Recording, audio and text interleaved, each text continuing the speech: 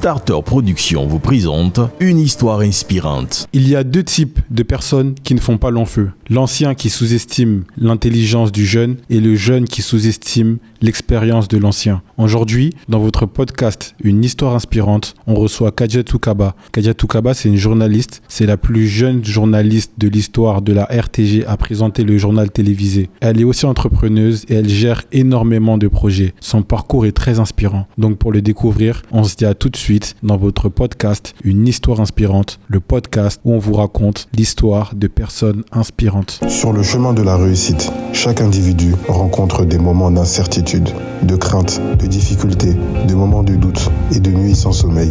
Cependant, au cœur de cette obscurité, une lueur d'espoir émerge. Une lueur portée par ceux qui ont osé persévérer et bâti quelque chose de solide. Dans cette émission, nous vous dévoilerons des histoires inspirantes de personnes exceptionnelles. Attachez vos ceintures et suivez-nous.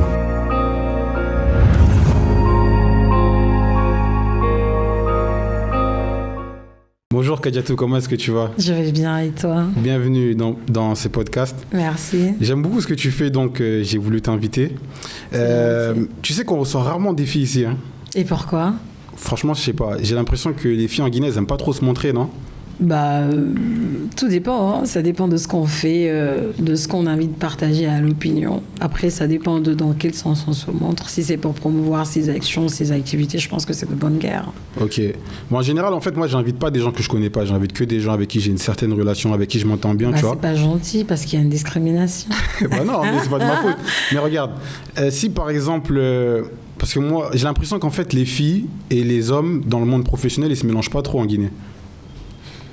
Tout dépend. Peut-être que ces filles ou ces hommes, ou les garçons, alors, ils ont leur raison peut-être, je sais pas. Mais moi, après, dans mon équipe, il y a des filles, il y a des garçons. Et d'ailleurs, il y a plus de filles que de garçons, les gens ne le comprennent pas. C'est volontaire de ta part ou pas du tout ? Bon, j'avoue que parfois, je vois des personnes déterminées, je décide d'être avec ces gens-là, sans forcément... savoir ce qui peut être à la longue. Mais tu as plus de facilité à prendre des filles que des hommes ou toi tu calcules pas ça ? Je calcule vraiment pas. C'est vraiment la dernière fois que j'étais là et tout. J'essayais de voir l'équipe que j'avais et je me suis rendu compte que j'avais plus de filles que de garçons. Ok. Parce que j'ai eu à discuter avec certaines filles qui étaient entrepreneurs en Guinée. Souvent, elles me disent que eux, en fait, elles ont tendance à prendre plus facilement des filles parce que quand c'est des hommes, elles ont du mal à se faire respecter en fait. Les hommes, souvent, ils essayent toujours d'aller dans la confrontation parce que, bon, oui, c'est culturel. Les hommes, il faut reconnaître qu'ils ont ce complexe de supériorité. Vous savez, le complexe, il n'est pas que le complexe d'infériorité, le complexe de supériorité. Et ça crée énormément de problèmes et surtout que nous sommes... c'est la société qui fait ça aussi parce que souvent, on a plus tendance à voir un homme commandé, dirigé, guidé. Et donc, quand c'est une femme et que tu dois obéir aux instructions d'une femme, ça devient un peu compliqué. Bon, pour l'instant... Après, ça reste une équipe. C'est vrai que les hommes, parfois, c'est difficile. Mais écoutez, t'es là pour un objectif bien précis. Tu fais pas mon affaire, on ne sait pas. Je pense que c'est pas la guerre, quoi. C'est culturel en Guinée, en fait. C'est culturel. Parce que si moi, par exemple... C'est depuis les familles, d'ailleurs. Depuis à l'époque. Ouais. Parce que moi, je comprends, en vrai, si... En comprenant la sociologie de la Guinée, je comprends qu'un homme, il ait du mal à rentrer chez lui le soir dans sa famille en disant « je me fais commander par une femme », tu vois. Je sais pas, ça va être gênant au niveau de ses parents. Après, il faut pas voir Est-ce que ça peut changer, ça ? Il faut pas voir dans le sens de « je vais me faire commander par une femme ». Est-ce que tu te fais commander vraiment ? Après, à un moment donné, chacun a des responsabilités. Si tu as la chance d'avoir une femme comme responsable et tout, ou si par hasard, là où tu es, c'est une femme qui est responsable, je pense qu'il faut jouer le jeu. Tu le fais pas pour elle, tu le fais d'abord pour la responsabilité pour laquelle tu t'es engagé, justement. C'est pas pour la personne. Il faut toujours arrêter de croire que quand on travaille, on le fait pour la personne, que ce soit un homme ou une femme, tu ne le fais pas pour la personne, tu le fais pour toi-même, tu le fais par conviction. C'est vrai. Ouais. Bon, on va y venir dans tous les cas à ce sujet-là, mais on est là surtout pour parler de ton parcours. Bon, ici, je t'ai déjà un peu expliqué le contexte. C'est un podcast où on invite des gens comme toi qui ont un parcours assez inspirant. L'objectif, c'est qu'à travers ton parcours, d'autres, ça soit des conseils pour eux, que ce soit une source de motivation également pour eux. Donc, toi, tu es journaliste. Je vais te laisser te présenter assez brièvement sans rentrer dans les détails pour qu'on puisse après aller dans les détails au fur de la discussion, au fur et à mesure de la discussion. Je suis Kadiatou Kaba, journaliste, entrepreneur, écrivaine. Voilà. J'évolue à la RTG, j'ai Kadiak Communication. J'organise aussi le salon de la lecture et puis la grande dictée du SALEC. Et j'ai beaucoup accompagné des initiatives comme... j'ai déjà travaillé sur une édition des J-Awards, on a travaillé sur la journée des auditeurs et plein d'autres activités, notamment les 72 heures du livre et même le salon international du livre de jeunesse. Voilà. Ok, ça c'est la présentation un peu modeste. Aïe. Bah oui, c'est toujours difficile quand même de se présenter. Parfois, j'avoue que dans la présentation, j'oublie certains aspects, certains... Fallait dire seulement tu fais partie des visages féminins les plus connus du pays, tout le monde aurait compris déjà directement. Ouais, peut-être ça, ouais. Ok. Et du coup, nous, on aime bien voir la finalité de ce que tu as pu attendre, tout ce que tu viens d'expliquer, mais on veut comprendre comment tu as fait pour en arriver là. Donc, à travers ça, moi, la première question que je te demande, c'est dans quel environnement familial tu as grandi ? Alors, c'est une famille polygame. Je suis malinké de Cancan.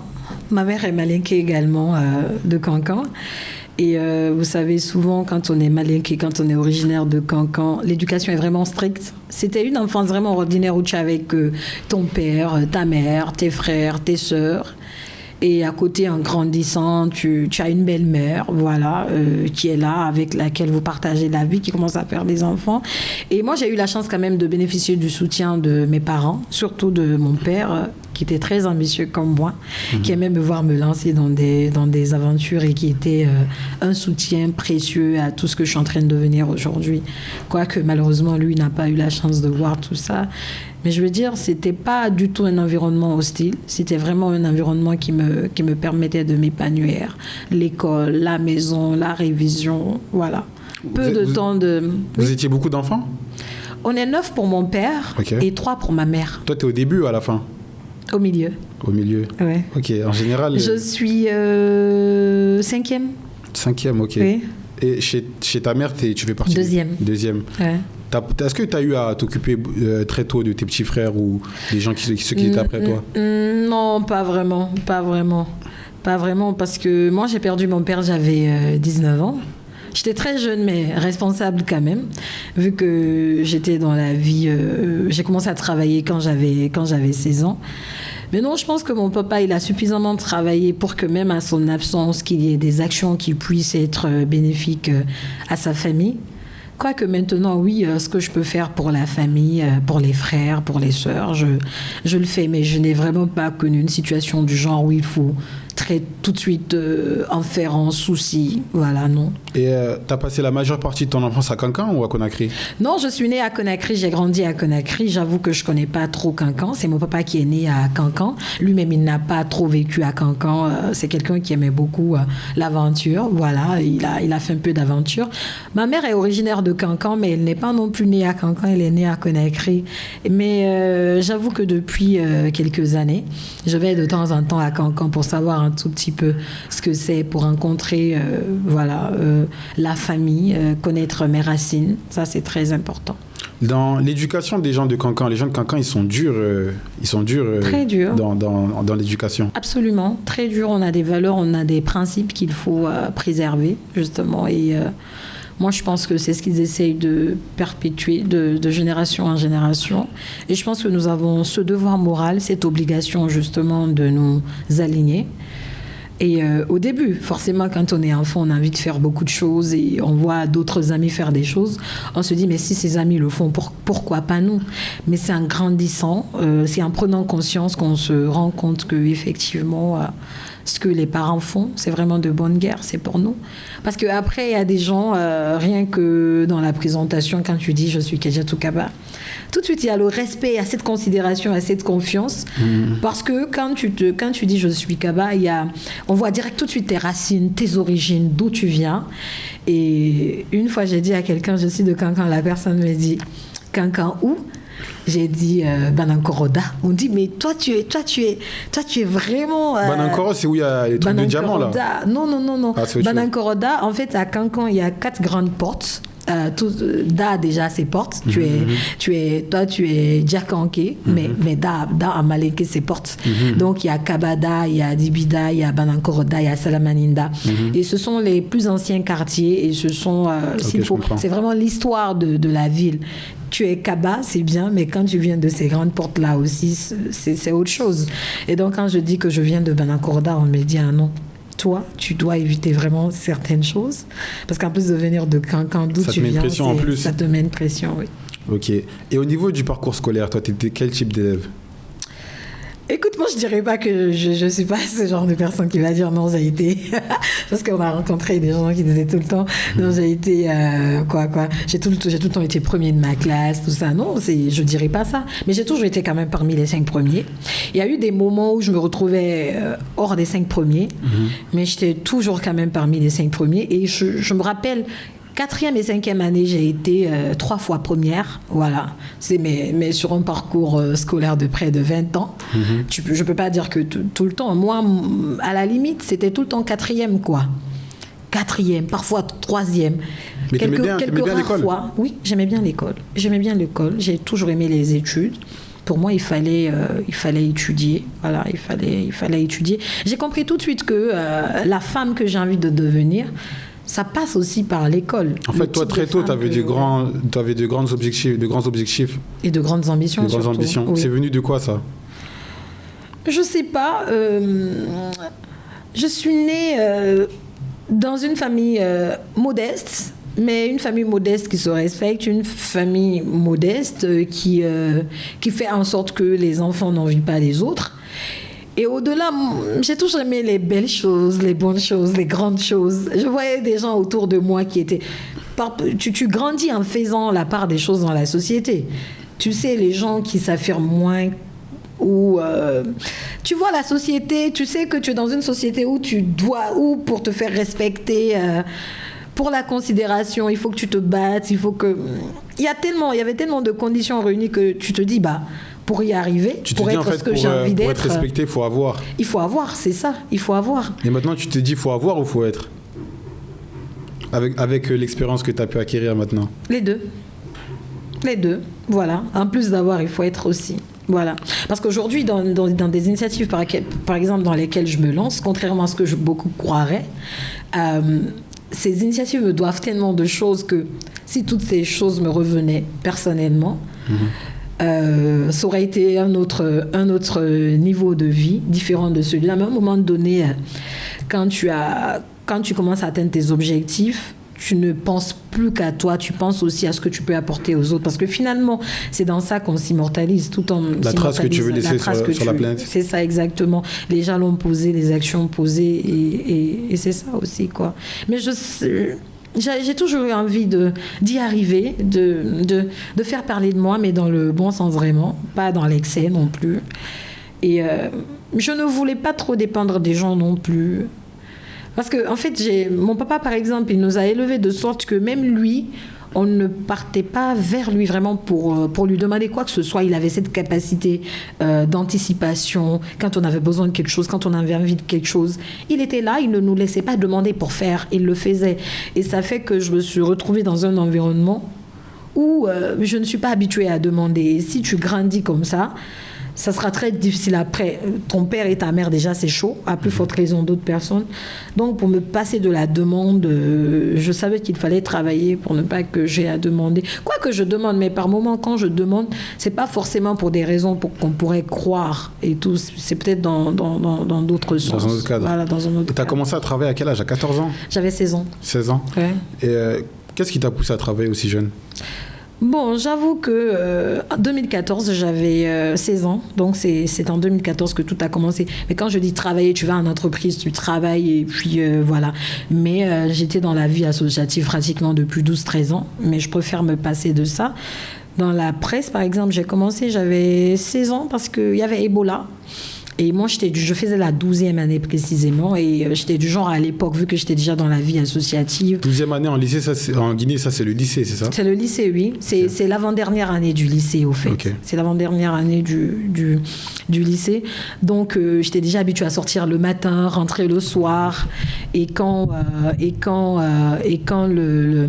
Ebola a commencé, je partais plus à l'école, j'avais terminé mes cours de vacances et à un moment donné, voilà, j'étais là, je faisais absolument rien, mais vu que j'ai été présidente du club olympique communal Matam, nous relevions à l'époque du comité national olympique et sportif guinéen. Donc, j'avais eu la chance de rencontrer le directeur technique d'une des chaînes privées de la place qui m'avait, peut-être en 2012 ou 2013, fait la proposition, peu avant 2014 en tout cas, de travailler dans la presse parce qu'il m'a dit tu peux faire carrière dans le métier, mais je n'ai pas trop considéré cela parce que voilà. Ma maman me disait, quoi, il trouvait que tu t'exprimais bien ou... Oui, il trouvait que je m'exprimais bien, je rendais bien. Donc pour lui, cette fille, elle peut bien faire carrière dans la presse. Mais sauf que moi, à l'époque, j'avais l'air d'une grande fille alors que je n'avais même pas atteint la majorité encore. Et maman me disait tout le temps, quand tu sors, quand les hommes te parlent, n'écoute pas. Quand ils te donnent des cartes, déchire-les. Quand ils veulent prendre ton numéro de téléphone, ne donne pas. Et quand ils veulent s'isoler avec toi, ne l'accepte pas. À 16 ans, il continuait à me dire des choses comme ça. Et moi, quand ce monsieur m'a remis sa carte, je ne sais pas pourquoi je ne l'ai pas déchirée, je l'ai gardée, mais je ne l'ai jamais appelée. Il a fallu Ebola dans une situation où on ne pouvait rien faire, où chacun était obligé de rester à la maison. Les activités ne marchaient pratiquement plus. J'ai dit, tiens, Kadiatou, là où tu es, tu ne peux pas rester plusieurs mois sans rien faire. Essaye d'appeler ce monsieur qui t'avait déjà promis. Donc, c'est comme ça que je me suis vraiment retrouvée à travailler dans le vrai sens du terme en étant très jeune. Mais le but pour moi, c'était vraiment de tuer le temps, comme on le dirait dans nos jargons, passer du temps jusqu'à ce que les choses reprennent. En fait, ton but, c'était pas de gagner de l'argent directement? Non, pas du tout, justement. Pas du tout. Et mon papa me disait toujours, si tu as des opportunités pour t'épanouir, allez, vas-y, mais ne le fais pas pour l'argent parce que pour l'instant, tu es jeune. En tant que père, ma responsabilité, c'est de prendre soin de toi et de satisfaire tes besoins. Donc là où tu vas travailler, si tu as besoin d'argent, si tu as besoin de quoi que ce soit, tu ne dois pas demander à quelqu'un d'autre, c'est à moi qu'il faut demander. Et j'en parle d'ailleurs dans mon premier livre dans lequel je lui rends hommage. Donc c'était ça. Pour moi, c'était vraiment pas de gagner l'argent, mais plutôt comment utiliser mon temps à bon escient pour ne pas que je sois là comme ça. Et Dieu se sait que depuis 2014, je disais que la presse était un passe-temps pour moi. Mais sauf que de 2014 à maintenant, je suis là, je me pose encore des questions. Voilà. Maintenant, tu as changé d'avis? Je sais pas. Parce que ce qui est drôle, justement, en 2014, j'étais au lycée. J'ai fait les sciences mathématiques justement parce que je voulais travailler dans les banques. J'avais un grand frère qui travaillait dans les banques, qui était tout le temps avec des nouveaux billets, en costume, bien parfumé. Moi, j'aimais ça, voilà. Toute petite, j'aimais ces choses-là. J'aimais sentir bon, j'aimais être dans des belles voitures. Voilà, c'était des choses comme ça que j'aimais. Donc, déjà au lycée, j'avais commencé dans la presse, mais tellement qu'il n'y avait pas de... Je ne dirais pas qu'il n'y avait pas de conviction, mais tellement dans ma tête, tu vas faire ça, ça va passer. Le but final, c'est d'aller en banque. Je me suis mise à faire encore les banques, assurance, microfinance en licence. Et même mon master, banque, finance, assurance. Pendant que j'étais dans la presse et je commençais à me faire déjà de la place. Tu étais déjà connue à ce moment-là? J'étais déjà connue, oui, au moment où je faisais l'université. L'université, j'étais une starlette. Les amis, on se disait, on t'a vu à la télé. Même avec les professeurs et tout. J'étais chef de classe en plus, tu vois. Chef de classe star. Oh, tu vois un peu ça, je faisais un peu ma meuf, mais ça va. Okay. Pas dans l'excès non plus. Ok. Et tu penses avoir travaillé aussi jeune, ça t'a apporté quoi en plus? De l'expérience. J'ai 26 ans aujourd'hui. J'ai 10 ans de carrière, une carrière bien remplie pour moi. Parce que j'ai été reporter, j'ai fait des documentaires, j'ai fait des magazines. La seule chose que je n'ai pas eu à faire, c'était de filmer. J'ai appris le montage. Quoique aujourd'hui, je ne m'en sors pas trop, puisqu'il y a très longtemps, je fais plus de montage. J'ai appris beaucoup de choses dans le tas et j'ai réussi à découvrir un tout petit peu l'environnement, parfois difficile, du travail, en étant très jeune. Et donc, ça veut dire que rien ne pourra plus jamais me surprendre maintenant. Parce que c'est de bonne guerre. Les gens, ils se font la guerre eux aussi pour se faire de la place, ça se comprend. Parfois, ça peut paraître douloureux, mais la vie, c'est un perpétuel combat. Maintenant, là, tu es journaliste. Maintenant, tu travailles à la RTG. Oui. Tu présentes le journal télévisé. Tu fais partie des visages les plus connus du monde, on va dire, médiatique en Guinée. Comment t'en es arrivé là? Alors, j'avoue que de tout mon parcours, ça m'a vraiment surpris. Parce que comme je dis, et ce qui est drôle ou je sais pas, ou incompréhensible, c'est que moi, je me souviens pas, par exemple, avoir pris personnellement un document, une lettre, un CV, adressé à un directeur, par exemple, d'une chaîne de télé. Ça a toujours été d'autres qui l'ont fait à ma place. DTV, par exemple, c'était M. Khalil Awada qui a détecté ce talent à moi depuis que je ne savais rien de la presse à l'époque. Et quand je prends le cas Star 21, par lequel cette chaîne de médias, je suis passée par cette chaîne de médias aussi, c'était la même chose. C'est lui encore qui a envoyé mes documents, tout ça pour dire cette fille, elle peut faire l'affaire. Et la RTG, je sais que Guessira Condé a été un grand pont pour que je me retrouve à la RTG. Donc, je ne me suis jamais retrouvée face à une situation où je suis obligée de prendre mes documents pour dire « Tenez, j'ai fait ça. » Donc, essayez de... Comment je vais appeler ça ? Prenez-moi parce que je suis capable de tel. Je ne me suis jamais retrouvée dans une situation où il fallait défendre ma position ou mon talent. Et donc, tu arrives dans une maison comme la RTG en fin d'année 2016. Le but, c'était d'abord de faire une émission, même pas d'être retenue comme chroniqueuse dans une émission quelconque. Donc, je finis mon émission, tout se passe très bien. À l'époque, la RTG était dans la dynamique de trouver des chroniqueurs pour la matinale Colo Matin. Et mon passage a impressionné Aya Diawara. Et elle a dit, mais tiens, il y a une jeune fille qui est journaliste qui se débrouille dans des médias privés. C'est qu'en est-il de sa situation ? Donc, c'est comme ça que Guessira a dit, justement, là où elle travaille en ce moment, ça ne va pas trop. Vu que tout le temps, on avait des problèmes d'émetteurs, on peut bien voir avec elle si elle est disposée à travailler ici. Donc, c'est comme ça que je reçois vraiment la proposition. Je décide de venir les écouter. Mais sauf que moi, les hobbies qu'on me proposait, c'était des trucs de stars, les astuces, tout ça. Et moi, j'avais déjà un penchant pour la littérature. Parce que je trouvais que les jeunes s'intéressaient peu à cela et les personnes qui animaient ce type d'émission, c'était des personnes d'un certain âge. Et je voulais montrer quand même qu'il y a de ces choses qui n'étaient pas réservées à des personnes d'un certain âge et que tout le monde pouvait le faire. Et c'est pour ça que partout où je passe, j'aime reprendre Pierre Corneille, qui dit qu'aux âmes bien nées, la valeur n'atteint point le nombre des années. Donc j'ai dit, tiens, peut-être qu'en tant que jeune, pour la première fois, tu peux faire quelque chose dans le domaine littéraire. Et c'est comme ça que je leur dis, je veux bien faire partie des chroniqueurs de Colo Matin, mais à condition que vous me laissiez le choix de la rubrique. Et quand j'ai proposé la rubrique littéraire, Aya, Guessira, tout le monde était là, on disait, mais attends, est-ce que tu sais ce que c'est ? Ça veut dire que si les autres viennent toutes les semaines, une fois par semaine pour par exemple proposer une astuce, pour par exemple parler de l'horoscope ou un truc de justice. Tu dois lire chaque semaine un livre que tu vas restituer tous les mercredis matins. C'est ce que ça sous-entend. Est-ce que tu mesures ce que tu dis ? Je dis oui, je mesure. J'ai dit ça ne me dérange pas. Je peux lire un livre en 1 jour, 2 jours. Tout dépend de l'inspiration que j'ai en quelques heures peut-être. Et donc, eux-mêmes, ils étaient contents que ce soit moi qui ai proposé cette rubrique parce que justement, ça allait être une première. Donc, c'est comme ça que je me retrouve vraiment à la RTG. Mais comme je le dis, le but pour moi, tu es à l'école, tu travailles déjà, c'est bien, ça te fait en plus, tu découvres du monde. Pas plus. C'était pas vraiment pour faire carrière dans la chose. Mais c'est seulement que je commence la rubrique littérature. Les gens trouvent qu'elle est audacieuse. Elle rend bien parfois les livres par rapport aux auteurs eux-mêmes qui, entre griffes, parfois ont du mal à défendre leur propre ouvrage. Donc, les commentaires, c'était par-ci, par-là. Ah, elle roule les R. Ah, mais c'est agréable de l'entendre. Tantôt des commentaires positifs, tantôt des commentaires négatifs. Mais bon, je dis toujours que quand tout est rose et que tout le monde doit nous dire que c'est bon, c'est chaud. Il faut toujours des gens qui vont toujours prendre le contre-pied des autres pour que tu puisses toi-même regarder les choses de façon raisonnable, que tu saches raison garder et que tu vois ce qu'il y a à améliorer et ce qui ne l'est pas. Donc, c'est de ma chronique de 15 minutes dans une matinale de 2 heures que j'ai été vue par le directeur général de la RTG. À l'époque, c'était qui ? Monsieur Sekouba Savané. C'était lui, le directeur général. Donc, c'est lui qui décide justement de m'appeler. Un jour, j'ai eu très peur. Je ne comprenais pas pourquoi mon DG m'appelait. Parce que moi, ce n'était pas dans mes habitudes d'aller dire bonjour à mes DG, à mes supérieurs. Sauf si tu es mon supérieur hiérarchique. Direct et tout. Et donc, un jour, mon téléphone sonne. C'est mon directeur général qui m'appelle. Je le connaissais avant, mais rapidement, à distance, il n'y avait pas de contact particulier, avant même qu'il ne soit DG à la RTG.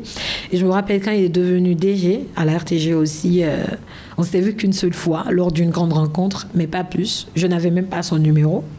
Après, je me disais, c'est pas pour... Bon, c'est mon DG, mais c'est pas pour lui, je vais travailler, quoi. Je connais mes heures, je travaille, je quitte. Ce qui me dit à la RTG, je fais. Mais sauf que quand il m'appelle, j'ai peur. Il dit, mais pourquoi il m'appelle ? Qu'est-ce que j'ai dû faire ? Qui s'est plaint de moi ? Parce qu'entre-temps, on trouvait qu'il y a une petite capricieuse, chichiteuse qui est venue là, qui commence à être insupportable. Donc, je me disais que quelqu'un a dû le voir. Et puis, je vais le voir quand même. Il me dit, écoute, Kadiatou, je t'appelle parce que j'ai des retours positifs sur toi. Il y a des gens qui ont fait que j'ai commencé à m'intéresser à toi parce qu'ils me disent que tu fais de belles choses dans la matinale le matin. Et j'ai vu que ça va. Ça te dirait de présenter le journal ? Je fais, quoi ? Présenter le journal. J'ai dit, astaghfirullah.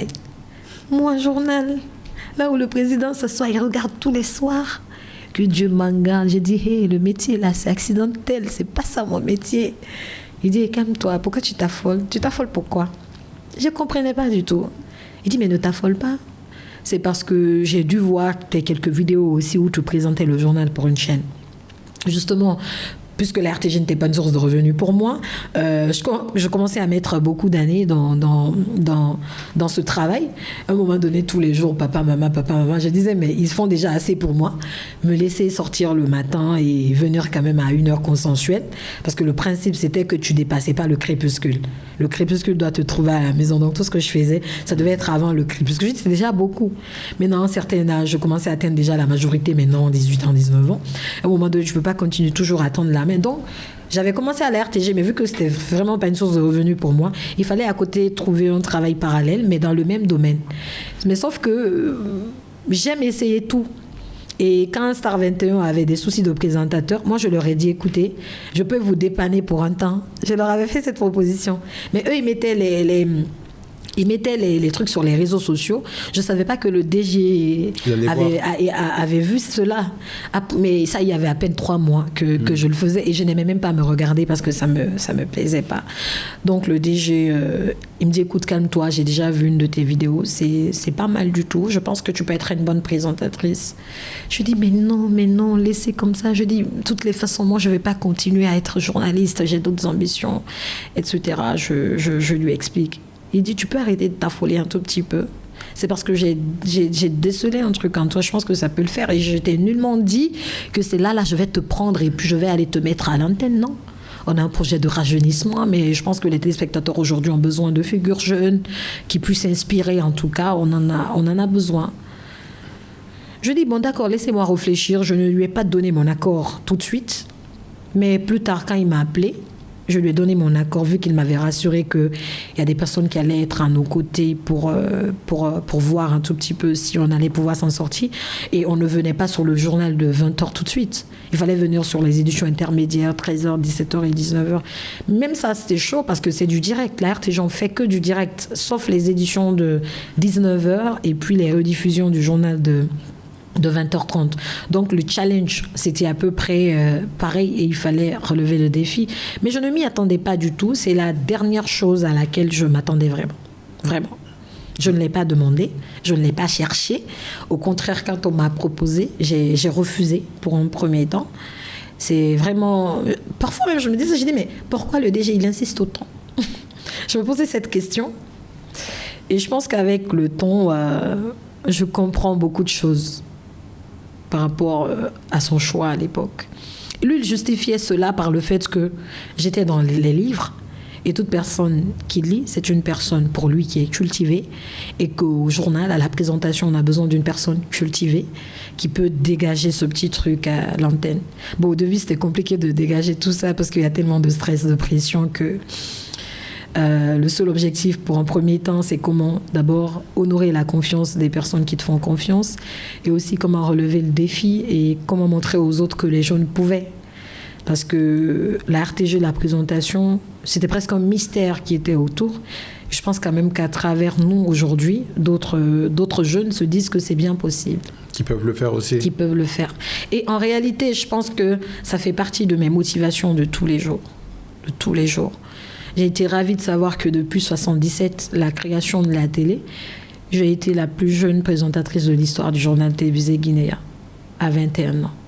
Alors qu'à l'époque, il y a M. Yamoussa Sidibé qui battait le record déjà à 24 ans. C'était inimaginable, c'était impensable que quelqu'un en dessous de son âge puisse relever ce défi. Et en plus, une femme. Une femme, voilà. Et j'étais déjà diplômée à 21 ans. Bravo. Aussi. Ce que beaucoup ne savaient pas à l'époque, quand ça criait dans tous les sens. J'étudiais, mais je faisais le master. Je faisais les deux en même temps, en fait. Oui. Au début, je partais à l'école et ensuite, je partais travailler. Ok. Et le programme que j'avais, ça respectait effectivement mon programme de l'école. Ok. Et quand tu passes à la télé là, à un âge aussi jeune, moi je l'ai vu parce que moi la première fois qu'on m'a invité dans une émission, on m'a forcé un peu, tu vois. Et la pression que tu as quand c'est du live, c'est énorme, tu vois. Ouais. En plus, toi, tu fais aussi beaucoup d'événementiels où tu parles devant beaucoup de monde. Comment tu gères le stress et la pression? Maintenant, tu l'as plus. Quiconque te dit qu'il n'a plus le stress ou la pression, la personne n'est pas en train de dire la vérité. En réalité, même quand on est habitué à parler en public, je veux dire, les 2 premières minutes, c'est toujours difficile. Mais vous savez, ce n'est pas la peur en soi qui est difficile, mais comment vaincre sa peur. Chaque fois, chaque début du journal, je m'efforce à sourire, mais il faut toujours savoir qu'il y a ce petit truc qui est là. Même le journal, t'as encore la peur? Ah mais bien sûr, chaque fois que tu dois ouvrir le bal et tout, chaque fois que c'est ta semaine qui commence, les 2 premières minutes, c'est le stress. Mais tu te surpasses parce que tu te dis qu'il y a des gens qui te regardent, qui te font confiance, qui prennent du plaisir à te regarder et que tu dois faire le maximum pour que tu sois à la hauteur des attentes de ces personnes. Surtout quand toi, tu lis des décrets pendant 30 minutes. Des fois, je regarde à la télé, on se dit on a pitié même. Je suis passionnée de la lecture. Okay. Alors pour moi, ce n'est pas du tout une corvée. J'aime beaucoup lire. Alors, contrairement à ce qu'on pourrait croire... De lire des SPP, SGG... SGG, bon, ça, c'est fatigant quand même, j'avoue. Et c'est vrai qu'aujourd'hui, maintenant, vous avez remarqué, on ne lit plus, on ne dit plus beaucoup ça. Mais moi, la lecture me passionne, j'aime. Et je pense que dans la présentation, ce sont les moments que j'aime le plus. Quand j'ai des décrets, quand j'ai des communiqués. Le temps pour moi de lire, c'est mon truc. Je suis dans mon élément. Ça me plaît. J'aurais pas deviné. Oui, ça me plaît. Mais attention, à un moment donné, c'est fatigant parce que la lecture, c'est quelques minutes. Mais si ça doit aller au-delà de 5, 10, 15, 30, 1 heure, 2 heures... Alors là, ça c'est suicidaire quand même. Parce que tu disais que tu lisais des livres, tu peux lire un livre par jour. Bah oui. Comment tu gères ça? En 4 heures, 3 heures, oui. Mais ça dépend de l'intérêt que j'ai pour le livre, c'est ça. Okay. Ça, je pense que ça dépend. Donc ça t'importe quand même, le livre, il t'importe quand même. Il faut que le livre il soit important pour toi. Bien sûr, il faut qu'il soit... Moi, je peux lire n'importe quel livre parce que je sais que quand on lit, on s'immisce dans l'intimité de la personne que nous lisons. Et c'est pour ça qu'il est important de lire, parce qu'on découvre pas mal de choses, on découvre de nouvelles personnes, on découvre de nouveaux mots, on se construit, on se forge, et parfois on a la réponse à nos questions dans les livres. D'ailleurs, toutes les réponses se trouvent, en tout cas nos questions se trouvent dans les livres. Maintenant, la question, c'est de savoir dans quel livre je peux trouver la réponse à ma question. C'est ça la question. Jusqu'à maintenant, tu as dû lire combien de livres? Ah, 100. Une centaine, oui. Plus d'ailleurs, oui. Mais je préfère aller sur 100.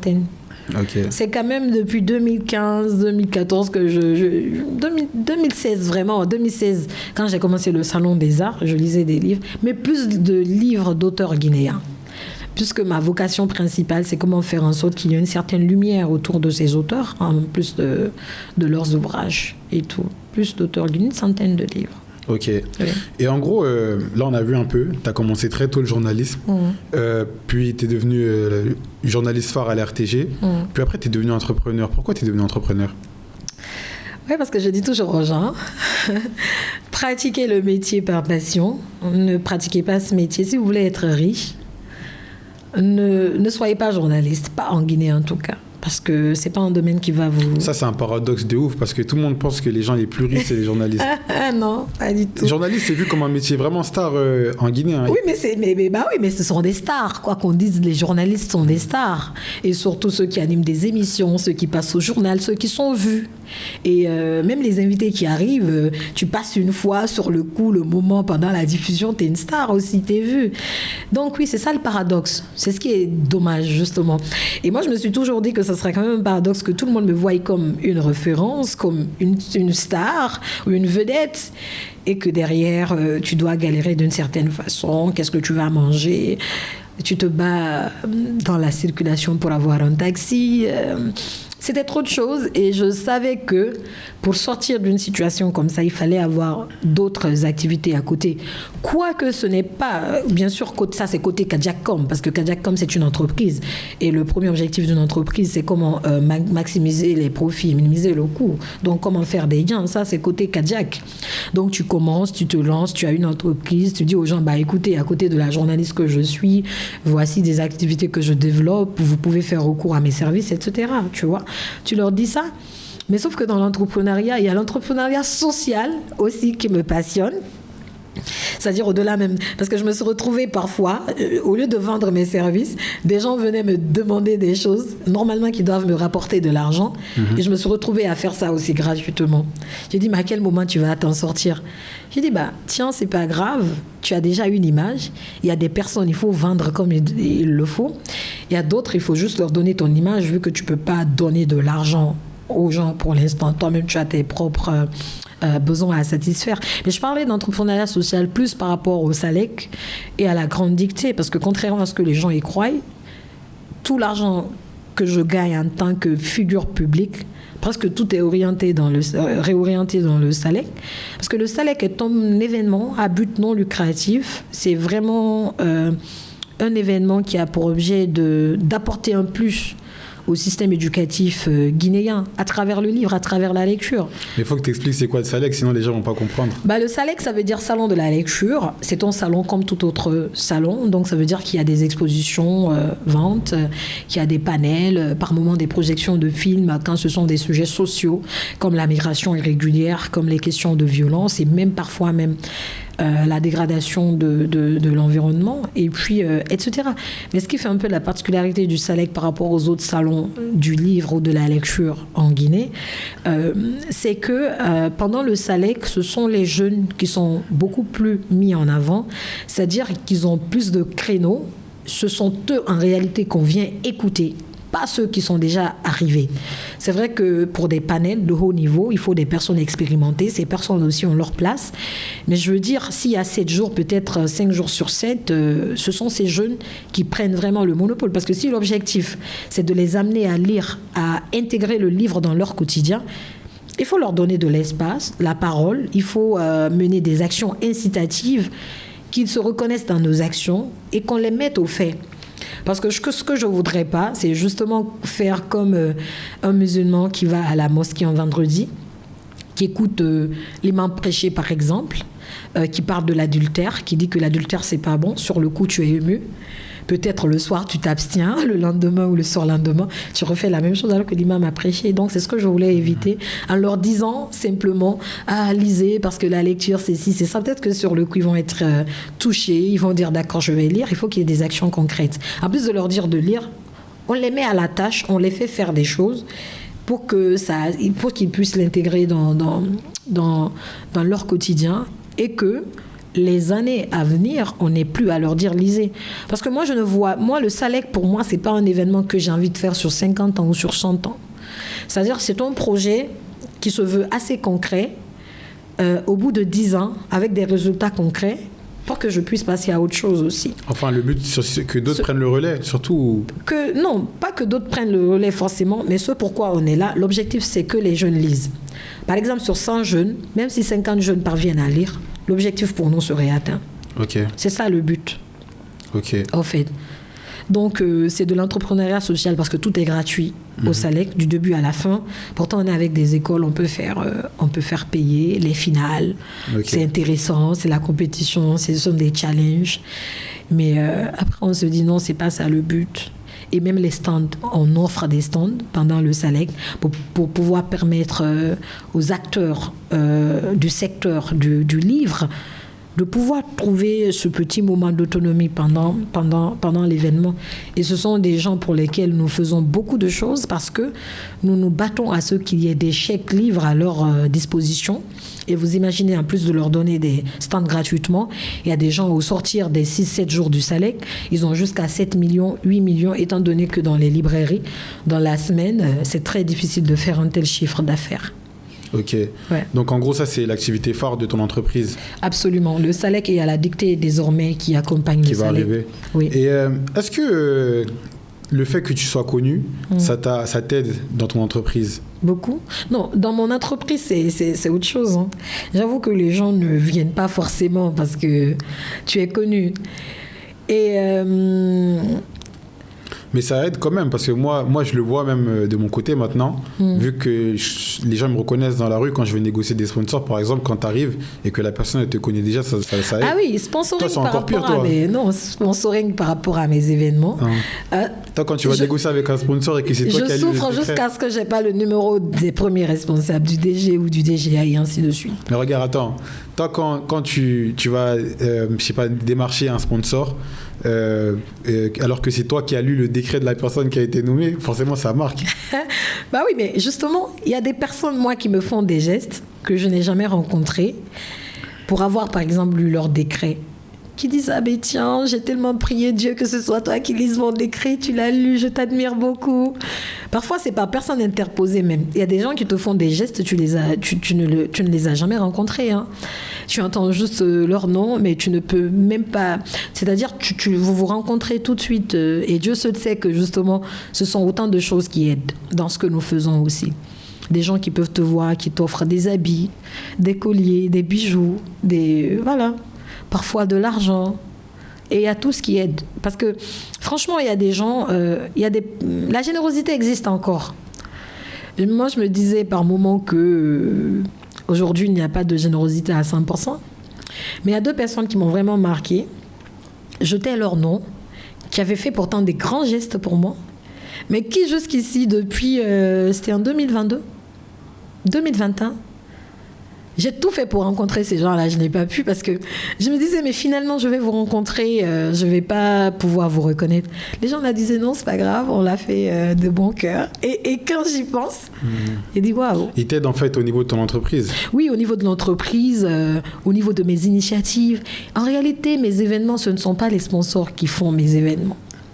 Ce sont les mécènes, ces personnes de l'ombre qui ne veulent même pas être vues, qui ne veulent même pas être connues, qui font que le Salek l'a dicté en toute cette dimension. Après, c'est important que des entreprises viennent sur l'événement, mais vu le budget de l'événement et la portée de l'événement, il faut vraiment ces sponsors, mais ces sponsors de l'ombre que moi j'appelle des mécènes. Et grâce à tes événements, enfin je ne sais pas si le premier c'est grâce à tes événements, mais à moins de, je sais pas, 26 ans, tu as réussi à faire venir, je crois, 2 présidents à tes événements. Le président... Comment tu as fait ça? Il faut savoir que non, le président Alpha Condé, c'est vraiment l'homme qui m'a révélé à la face du monde. Ça, il faut le reconnaître. Parce qu'en 11 ans de règne, il n'avait pas accordé de tête-à-tête à un journaliste guinéen. À l'occasion d'une des fêtes d'indépendance, il avait rencontré un cocktail de journalistes venus de plusieurs médias de la place. Ils ont fait l'entretien vite fait, qui n'a peut-être pas duré... Je ne pense pas que ça a duré 20 minutes. Et à l'occasion de la sortie de son livre « Une certaine idée de l'Afrique », j'ai fait la demande par le biais de... À l'époque, il était en pleine promotion. Et puis, j'avais fait la demande. Je suis passée par personne interposée, chose qu'il a acceptée. Ça m'a marqué. Et quand on a fini l'émission, il a publié sur sa page. Et avant même que moi je n'ai les photos officielles, les gens ont commencé à partager, à m'identifier. À l'époque, je venais de créer ma page. Je n'avais même pas 5000 abonnés, même pas 3000. Et je me suis retrouvée à plus de 10 000 abonnés en moins de 48 heures. Parce qu'il avait posté, les gens ont commencé à me chercher. Et quand moi-même j'ai publié les photos, c'est parti. Donc, c'est vraiment la personne qui m'a révélé à la face du monde et qui m'avait fait quand même confiance à l'époque où il y avait énormément de contradictions me concernant. Ah non, elle a été pistonnée. Ah non, c'est parce qu'elle le mérite. Ah non, c'est parce qu'elle a le niveau. Ah non, je ne pense pas qu'elle soit plus méritante que d'autres. Et c'était dans une situation comme ça que lui, président de la République, il a décidé de me faire confiance et d'accepter que je sois finalement l'unique personne à faire son interview par rapport à la sortie de son 4e livre. Parce que ce que les gens ne savent pas, c'est l'homme politique qu'ils ont toujours vu. Mais il a quand même 4 livres à son actif. Guinée-Albanie d'une colonie française, un Africain engagé, une certaine idée de la Guinée, une certaine idée de l'Afrique. Donc lui, il n'est pas venu à mon événement, il a aimé, il m'a reçu et ça a fait toute une publicité autour de moi et c'est lui qui m'a vraiment révélé. Et le général Mamadi Doumbia, du coup, lui? Je sais pas, déjà, je m'étais fixé pour objectif, je dis au bout de 3 ans du Saleh qu'il faut que je réussisse à faire déplacer un président de la République. Je m'étais fixé cet objectif, mais j'avoue qu'en me le fixant, à la limite, je me disais, bon, il faut te le fixer quand même, mais ça sera pas évident. C'est bon de rêver. Donc c'est comme ça que je prenais la chose. Donc lui aussi, j'ai eu la chance de le rencontrer, d'abord au palais. Je lui ai dit ce que je voulais. Je lui ai dit que je voulais que l'événement soit sous son haut patronage. Parce qu'il y a quelque chose qui se passe en Guinée, par exemple, qui n'est pas normal. Souvent, on dit sous le haut patronage du président de la République, vous n'avez pas son accord de principe. Ça ne se fait pas. Ce n'est pas bien du tout. Et moi, je ne voulais pas procéder de la même façon. Je voulais d'abord m'assurer qu'il me donne son OK. Chose qu'il a faite. Et après ça, la deuxième chose que je lui ai demandé, c'était d'accepter de venir à mon événement. Donc quand il m'a demandé, qu'est-ce que je peux pour vous, pourquoi vous voulez me rencontrer, ce sont les 2 points sur lesquels je me suis accentuée. Alors, il est tombé un peu des nues, je veux dire, parce que il ne comprenait pas que je vienne jusqu'au palais, jusqu'à lui, et que je ne parle pas d'argent. Parce qu'en général, les gens qui vont au palais viennent souvent avec des problèmes. Après, moi, je suis venue avec mon problème. Hein. Mais moi, mon problème du moment, c'était comment déjà qu'il accepte que l'événement soit sous son haut patronage et comment il pouvait accepter de venir à l'événement. Et tout de suite, il a dit, je viendrai. Il ne s'est pas arrêté, il a dit, je te promets. Alors quand il a dit, les gens qui étaient à côté ont compris que c'était fait. Parce qu'il peut dire, je vais venir, sans dire, je te promets. Mais il paraît que quand il dit, je te promets, c'est qu'il va le faire. Parce qu'il n'aime pas... il est quelqu'un de parole, voilà. Donc là, il m'a dit ça. Moi, j'étais très, très contente. Et j'ai même rendu ça officiel. C'est officiel, le SALEC 3 sera sous le patronage du chef de l'État. Moi, je lui ai dit, il n'y a pas de problème. J'étais très contente et très ravie. Mais c'est une chose que j'ai rendue publique sous le patronage du chef de l'État. Je n'avais jamais dit à qui que ce soit que le président m'avait promis qu'il allait venir, parce que ça reste un président de la République. Tout peut arriver à tout moment. Donc ce secret, je l'ai gardé à mon seul niveau. Mais vu qu'il m'avait dit qu'il allait venir à l'événement dure quand même 7 jours. Il ne m'a pas dit s'il venait à l'ouverture, il ne m'a pas dit s'il venait à la clôture, il ne m'a pas dit s'il venait au milieu, il ne m'a pas donné de date. Et la seule chose qu'il ne m'a pas éclairci, c'est quand je lui ai dit « Mais vous venez quand exactement ?» Il dit « Ah non, retenez que je vais venir, mais je ne peux pas vous dire quand est-ce que je viens. » Donc t'imagines, cérémonie d'ouverture. J'ai l'espoir qu'il va venir, il ne vient pas. Au milieu, tous les jours, je viens avec l'espoir qu'il va venir, il ne vient pas. À la clôture, j'arrive. 15h arrive, je ne le vois pas. 16h arrive, je ne le vois pas. 17h. Je vois la garde présidentielle qui commence à remplir la salle, les militaires qui commencent à prendre tout le chapiteau. Après, les gens dans la salle commencent à avoir peur. Que Dieu tout, c'est quoi? Qu'est-ce que tu nous réserves ici? Qu'est-ce qui se passe? Je sors, je veux voir qui est là, c'est le président qui arrive. J'étais là, je n'ai rien pu dire. tel que vous avez vu les photos, bouche ouverte, choquée, dépassée. Je n'en revenais pas. Je dis, c'est-à-dire que je me souviens avoir attrapé ses mains au moment, sans l'avoir fait exprès. Et je me rappelle, à côté, il y a un de ces protocoles qui avait dit, mais où le président va s'asseoir? Je commence à paniquer. Parce que je me disais finalement, est-ce qu'il va venir? C'est quand même un président, il ne va pas venir. T'as pas préparé? Je n'ai rien fait parce que j'ai commencé à désespérer un tout petit peu. Et puis, je l'ai entendu dire, oh, laissez-la, c'est pas grave. Il y a quand même des fauteuils, non? Les gars disent, oui, mais monsieur le président, ce ne sont pas des fauteuils confortables. Ils disent, non, c'est pas grave, vérifiez rapidement, je vais m'asseoir. Ils ne savaient pas que je venais. Alors ça m'a encore touchée. Tout le temps que le président a passé au Salek, je n'ai pas pu prononcer un seul mot. Je suis restée là comme ça, admirative de la personne. Je le regardais. Je dis, mais qui est-il? Qui est ce monsieur-là qui me grandit comme ça, là? Et j'ai commencé à repenser au début du Salek, les difficultés rencontrées, les problèmes, et voir que c'est un président qui est là. Et à cet instant précis, tout ce que je me disais, ta persévérance a payé, Kadiatou. Ton courage a payé. Ton combat est en train d'être payé. Et l'autre chose, son protocole m'avait dit qu'il n'allait pas tenir de discours. Et pour moi, le fait qu'il soit déjà venu, c'était beaucoup. Mais s'il parlait, ça aurait été un autre coup. Et comme je lui avais expliqué le projet qu'il semblait comprendre, je lui ai dit dans la salle, j'ai dit, monsieur le président, je sais que ce n'est pas prévu que vous parliez. Je dis, mais essayez de dire quelque chose. Les jeunes qui sont là, ils seront contents de vous entendre. En fait, ce qui me marque, c'est que c'était quelqu'un de très attentionné, de gentil, à l'écoute, qui n'a pas envie de vexer l'autre, en fait. C'est cette personne que j'avais en face et dit, d'accord, je vais placer 2 mots. Et je pense que ça fait partie de ces discours improvisés les plus réussis. Franchement, c'était très bien. À la fin, j'ai eu une curiosité. J'ai dit, monsieur le président, pourquoi moi? Pourquoi vous avez décidé de venir à mon événement?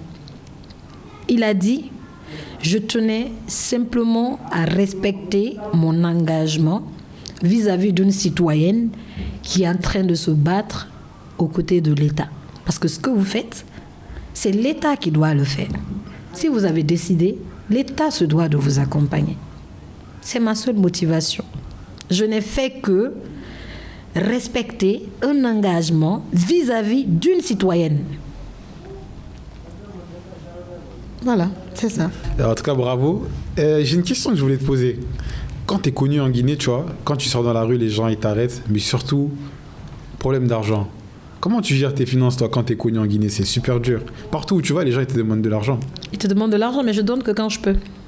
Je ne donne pas quand je peux pas. Après, on te dit pas. Parfois, je peux, mais si je veux pas, je donne pas. Mais qu'on me traite de méchant, c'est pas grave. T'arrives à t'adapter. Vous savez, moi, il y a des gens... Moi, par exemple, c'est très difficile de donner pour moi l'argent à un mendiant. Surtout un mendiant reconnu, détecté depuis plusieurs années. Moi, je connais des mendiants aujourd'hui en Guinée. Depuis toute petite. Même poste.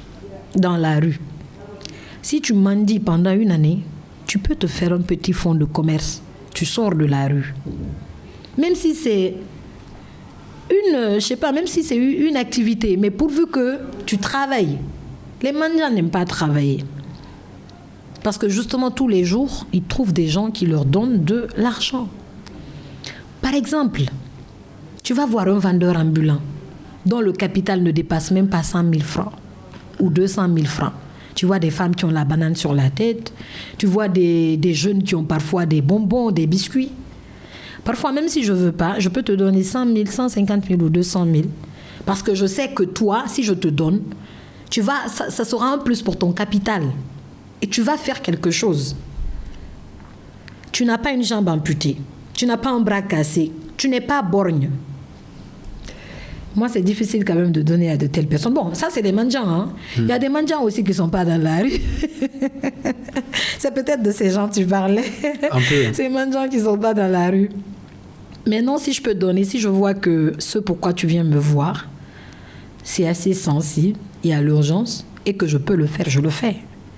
Mais si je ne peux pas, je ne peux que te reconforter, te donner tout mon soutien, parce que je ne peux pas. C'est tout. Mais à des gens, je peux, mais comme c'est leur habitude, je ne fais plus. Ok. À ces gens, je dirais simplement, franchement, je suis fatiguée. Je ne dirais pas je n'ai pas. Parce que dire que je n'ai pas, c'est comme si je mentais. Or que j'ai. Je leur dis, franchement, je ne veux plus, je ne peux pas continuer à le faire. Ou maintenant, ceux que j'ai envie d'aider, que je ne peux pas, je leur dis, j'aurais bien aimé le faire, mais je ne peux pas. Mais j'avoue que c'est stressant. Mais c'est important de comprendre qu'être journaliste ou star en Guinée, ça ne veut pas dire qu'on a l'argent. On a juste la chance d'être connu, d'être célèbre. Mais dans la tête des gens, de la majorité des gens, c'est ça. Ils se disent que ça veut dire que la personne a de l'argent. Et que tu as déjà réussi ta vie, justement. Parce que l'autre chose est que quand tu sors à la télé, tu réunis toutes les conditions possibles pour que tu paraisses bien. Tu te coiffes, tu te maquilles, tu mets de beaux habits. Et eux, c'est ce qu'ils voient tous les jours. Alors que c'est pas notre quotidien, ça. Quand on sort du plateau, parfois on est assis, on a des pètes-pètes. On est assis, c'est ici seulement ils voient. On a des pètes-pètes en bas. Vous n'avez pas vu ça? C'est une façon de rigoler. C'est vrai. Et du coup, toi, tu penses qu'avec tout ce que tu as pu construire là, c'est quoi les points forts qui t'ont permis d'arriver jusque-là? La persévérance, la confiance en soi. Je suis du genre, surtout la conviction. Je ne me mets jamais dans quelque chose dans laquelle il n'y a pas, ne serait-ce qu'une once de conviction. Il n'y en a pas. Et en général, quand mon cœur et mon esprit prennent quelque chose, c'est qu'il y a de quoi me battre pour la chose. Et je remercie Dieu, chaque fois que j'ai pensé à concrétiser quelque chose, je l'ai réussi. Ça, c'est Dieu, ça, c'est pas moi. Mais je pense qu'au-delà de Dieu, quoi qu'on ne peut même pas aller au-delà de Dieu, mais je veux dire, au-delà de l'aspect c'est Dieu, il ne faut pas aussi simplement décider de faire comme ça. Il faut analyser l'environnement, il faut savoir qui sont tes cibles, les personnes qui peuvent être intéressées à ce que tu fais, qui pourraient avoir de l'intérêt pour ce que tu fais, etc. Et c'est quoi l'avenir du coup pour toi? Là, L'avenir. Qu'est-ce qu'on peut te souhaiter? à l'avenir, franchement, l'avenir pour moi, ce n'est pas en tout cas le journalisme ni la presse. Hein. Donc c'est bientôt la fin pour toi? Non, je ne dirais pas que c'est bientôt la fin. Non, par la retraite, non. Je suis trop jeune. Encore, j'ai beaucoup de choses à faire. Non. Quand je dis l'avenir, c'est pas la presse. Vous savez, le travail que nous faisons, c'est un travail assez ingrat. Tu peux être très bien. Tous ceux qui ont quitté la télé n'ont pas quitté parce qu'ils ne sont plus bien ou parce qu'ils ne sont plus bons. Mais c'est parce que jusqu'à un moment donné, quand tu as été là, les gens veulent que tu quittes pour voir d'autres personnes. Donc c'est un travail, si tu as duré jusqu'à 10 ans, rends grâce à Dieu. En tout cas à la télé par exemple. Après 10 ans, il faut déjà penser à autre chose parce que si tu ne fais pas attention, des générations émergeront et vous partirez d'une manière ou d'une autre. Parce que les gens ont besoin parfois du sang neuf, de nouveaux visages, de nouvelles personnes. Comme ils toi, te connaissent déjà. Exactement, c'est ce que j'ai envie de dire. Tel qu'on a pris la place de d'autres, c'est comme ça que d'autres jeunes aussi émergeront et viendront prendre notre place. Et avant que cela n'arrive, il faut que déjà tu te repositionnes. Donc ça veut dire que pour moi aujourd'hui, je sais que je ne fais pas beaucoup en ce moment pour Kadiak Communication. Moi, l'avenir, c'est forcément dans l'entrepreneuriat et j'aimerais voir Kadiak à un autre... Pourquoi pas la politique? Ah, la politique. J'ai parlé avec quelqu'un la semaine dernière. Oui. Moi, je me sens pas concerné, parce que moi, je ne vais pas faire de la politique. Mais la personne me dit que si tu prends pas la décision de te battre pour changer l'avenir des jeunes de demain, quelqu'un d'autre le fera à ta place. Absolument. Et en plus, en ce moment, je le vois qu'il y a un vide un peu dans le milieu politique en Guinée, parce qu'il y a une génération qui est en train de partir, et la génération des jeunes qui prend la place, on ne la voit pas encore. Ouais. Donc pourquoi pas la politique? La politique, je vois moi j'ai la chance de côtoyer quand même des hommes politiques. Je vois un peu c'est quoi la politique. Et me connaissant, est-ce que je peux réussir dans la politique? Pourquoi pas? Je me pose ces questions parce que tout le jeu autour de la politique que je vois, le jeu d'intérêt que je vois, je me dis, me connaissant, mon tempérament, comment je suis... est-ce que ça peut aller avec la personne que je suis? Je me pose cette question encore. Peut-être qu'avec le temps, j'aurai la réponse. Mais pour l'instant, je ne me projette pas en politique. Pour le moment, tu penses à l'avenir, en fait. Oui, à l'avenir. Et puis, moi, des faits sociaux me passionnent. Tu vois, ce sont des choses qui me passionnent énormément. Mais oui, si la nécessité, si un moment arrive où c'est impératif de le faire, peut-être que je le ferai. Ok. Et il y a beaucoup de jeunes comme toi qui te regardent, qui sont peut-être au même endroit où toi t'étais, il y a peut-être 10-15 ans quand tu as commencé le journalisme, qui rêvent d'accomplir des choses aussi dans leur vie. Toi, c'est quoi les conseils que tu leur donnerais? Alors, tout jeune qui voudrait en tout cas me ressembler, aujourd'hui beaucoup veulent me ressembler par rapport au fait que je sois journaliste surtout, c'est parce que c'est mon travail qui me fait le plus connaître. Vous devez savoir que si vous avez pour ambition de devenir journaliste comme Kadiatou, au tout début, vous devez mettre la formation au centre de vos préoccupations. Vous vous remettez en cause tous les jours, vous persévérez. Et surtout, pour devenir journaliste, dites-vous que vous renoncez à être riche. Parce que si vous pratiquez ce métier pour être riche, vous ne le serez pas. Ça, il faut que vous le sachiez quand même. Donc c'est ça, mais je sais que ça peut être une porte vers la richesse. Ça aussi, il faut dire aux jeunes, ça peut ne pas être votre source de revenus principale, mais si vous savez utiliser les choses comme vous le pouvez, ça peut vous créer de la richesse. Mais il faut d'abord aimer ce travail avant de l'exercer. Il faut d'abord aimer ce travail, c'est très important. Comme tout autre travail, mais le journalisme, c'est en plus. Il faut être passionné de la chose, il faut aimer la chose et c'est très important. Et ne pas mettre l'argent devant tout de suite. Moi, j'ai fait 2 années et demie, quelque part, j'ai même pas réussi un franc de qui que ce soit. Et je ne m'en rendais même pas compte parce que c'était pas ça l'objectif de base pour moi. Aujourd'hui, même les stages, il y a des gens, tu leur offres un stage. Ils te disent, est-ce que c'est un stage payé? Si c'est pas un stage payé, je ne vais pas. Tu oublies que tu viens, tu ne connais rien de l'entreprise et que l'entreprise va devoir t'apprendre. Mais sauf que tes premières conditions, est-ce que c'est payé? Étant donné que stage veut dire apprentissage. En d'autres circonstances, c'est toi-même qui dois... Si c'est au-delà du cadre de l'entreprise, si tu devais recevoir une formation, tu aurais payé la formation. Donc, il faut qu'on sorte de là. Chaque fois que des jeunes ont des opportunités de formation, d'apprentissage, venez. C'est toujours un plus pour vous. À la longue, vous pourrez vendre ça.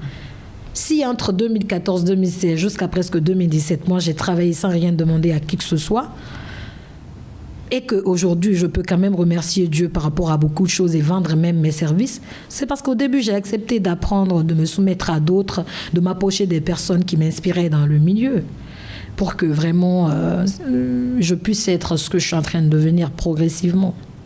Ok, bravo. Je sais que ton parcours il va servir à inspirer beaucoup de monde. Je l'espère. Bravo déjà pour ce que tu as pu faire. Merci d'être venu et on se dit à bientôt. Merci. Ce contenu est produit par Starter Productions.